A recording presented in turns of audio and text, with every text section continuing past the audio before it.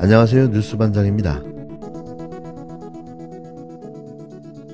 1학년 당시 당사자 간에 이미 사과하고 화해를 한 부분이 있다라고 말씀하셨는데, 이 말이 사실이라면 저는 고등학교 2학년 때 아이들을 상담한 저는 존재 이유가 없죠. 특보님이 말씀하신 것처럼 23개 모두 다 좋다. 그거 뭐 다 그 애들이 그냥 감정 싸움으로 하는 거다. 한 개, 두 개만 가지고도 학교 폭력 사건입니다. 아니죠. 전 뭐 제가 왜 학폭에 대해서 미안하다는 얘기를 해요? 이동관 특보님의 아들이 그와 같이 힘든 상황에 처해 있을 때 학교 공동체는 그 아이를 보호할 수 있는 방법에 대해서 고민했던 것은 사실이라고 저는 보고 있습니다. 1학년 당시 당사자 간에 이미 사과하고 화해를 한 부분이 있다라고 말씀하셨는데, 이 말이 사실이라면 저는 고등학교 2학년 때 아이들을 상담한 저는 존재 이유가 없죠. 특보님이 말씀하신 것처럼 23개 모두 다 좋다. 그거 뭐 다 그 애들이 그냥 감정 싸움으로 하는 거다. 한 개, 두 개만 가지고도 학교 폭력 사건입니다. 아니죠. 전 뭐 제가 왜 학폭에 대해서 미안하다는 얘기를 해요? 이동관 특보님의 아들이 그와 같이 힘든 상황에 처해 있을 때 학교 공동체는 그 아이를 보호할 수 있는 방법에 대해서 고민했던 것은 사실이라고 저는 보고 있습니다. 국회에서 이동관 후보자에 대한 청문회가 벌어지고 있던 같은 시간, 최근 언론에 당시 학폭 상황을 증언했던 교사에 대해 의도가 불순하다며 폄하하기도 했습니다. 이에 해당 교사는 직접 국회에서 기자회견을 열어 반박했는데요. 학폭은 명확한 진실이고 과거 이 후보자의 부인이 아들의 학생 기록부를 고쳐달라고 요구한 사실도 폭로했습니다. 하지만 이 후보자는 이를 강하게 부인했는데요.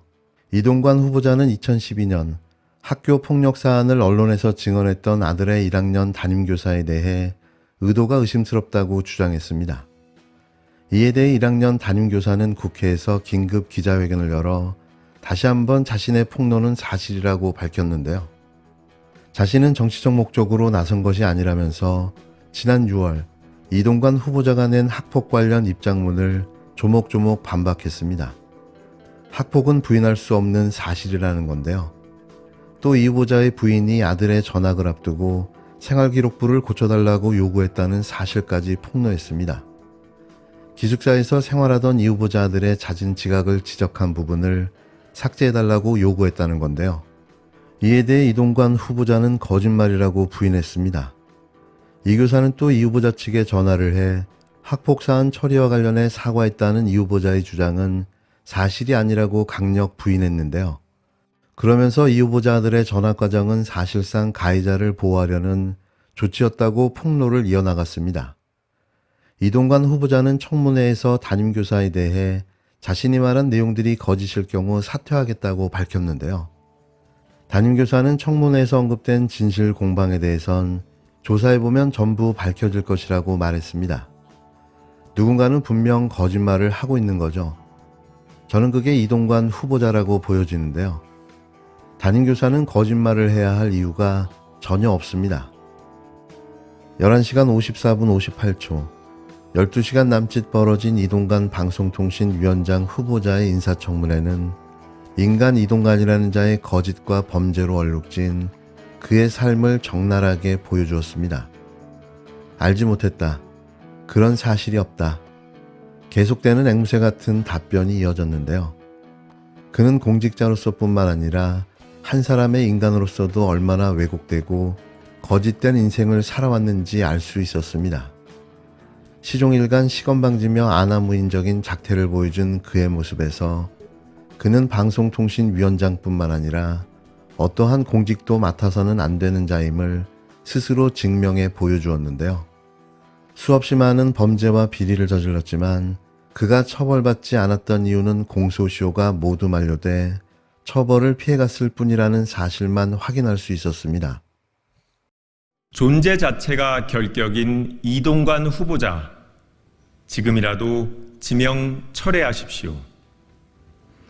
이동관 방송통신위원장 후보가 보수전사 교육과 육성이 필요하다는 입장을 밝혔습니다. 방송을 장악해 우리 사회를 편향된 이념으로 물들이겠다고 선언한 것입니다. 법률이 인수위 출신은 방송통신위원이 될 수 없도록 규정한 이유를 그대로 보여주고 있습니다.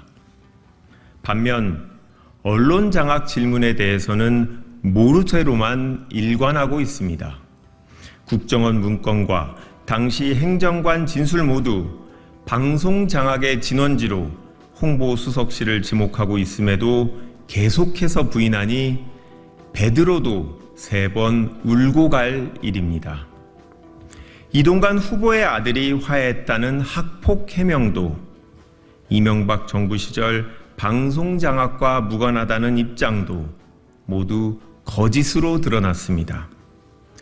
게다가 이명박 정부 대변인 시절 공천과 인사 등 국정 전반에 불건전한 영향력을 행사한 정황도 드러났습니다.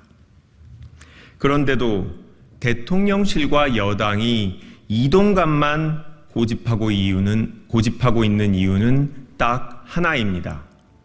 이동관이라면 어떻게든 내년 총선에서 여당에 유리하게 방송 장악을 해낼 것이라고 믿기 때문일 것입니다. 이동관 방통위원장 시대는 정권 입맛에 맞지 않은 방송과 언론이 탄압받던 전두환 시절과 같을 것입니다. 이미 지난 5월 한상혁 방송통신위원장 면직 이후 2달여 만에 수많은 공영방송 이사들이 해임됐습니다. 이동관 후보가 쥐봉을 잡기도 전에 군사작전을 방불케 하는 방송 장악이 자행되고 있는 것입니다. 이동관 후보는 결격 사유가 많은 정도가 아니라 존재 자체가 결격이고 방송통신위원장이 절대 되어서는 안 되는 인물의 상징입니다. 윤석열 대통령이 정말 헌법과 법치를 수호하고자 한다면 행사 때마다 외치는 자유민주주의를 진정 수호할 의지가 있다면 지금이라도 이동관 후보에 대한 지명을 철회해야 합니다. 이동관 방송통신위원장 후보자의 인사청문회가 이 후보자의 언론관과 아들학교 폭력 의혹을 둘러싼 여야 간 치열한 공방전 끝에 보고서 채택 없이 종료됐습니다. 국회과학기술정보방송통신위원회는 18일 오전 10시부터 약 12시간에 걸쳐 이 후보자 인사청문회를 진행했지만 야당의 반발로 인사청문 경과 보고서 채택은 하지 못했습니다. 이날 청문회에서는 이 후보자 자녀 학폭 의혹과 과거 이명박 정부 시절 청와대 대변인과 홍보수석 재직 당시 언론장악 의혹을 두고 여야가 시종일관 날선 공방전을 벌였는데요. 민주당은 이동관 후보자의 범죄 사실과 비리를 파헤치는 데 집중했고 국힘당은 이를 물타기 하고 은폐하려는 데 총력을 다했습니다. 더불어민주당은 이 후보자가 아들 학폭 사건을 무마하기 위해 외압을 행사했고 이명박 정부에서 홍보수석 비서관으로 재직할 당시 언론 장악을 시도했다며 파상 공세를 펼쳤는데요. 국힘당은 야당의 공세에 내로남불이라고 역공을 펼치는 한편 이 후보자를 방어하는 데 총력을 기울였습니다. 여기에 가방위 위원장인 장제원 국힘당 의원의 여당을 향한 말끊기, 끼어들기, 시간 안 주기 등의 편파 진행은 청문회 방해에 가까웠는데요. 이러려고 가방위 위원장을 하려 했던 거죠. 결국 12시간에 걸친 이동관 맹탕 청문회는 이렇게 끝이 나고 말았는데요. 이로써 이동관 방송통신위원장 임명을 위한 요식행위가 끝났습니다. 여야는 오는 21일 이 후보자에 대한 인사청문 경과 보고서 채택을 위한 여야 간사 간 합의에 나설 예정인데요. 인사청문회법상 국회는 이날까지 이 후보자의 인사청문 보고서를 정부에 보내야 합니다. 하지만 야당의 강한 반발에 윤석열 대통령은 최근 김영호 통일부 장관 사례처럼 청문 보고서 없이 임명을 강행할 것으로 전망되는데요. 정말 이러기도 힘들어 보입니다.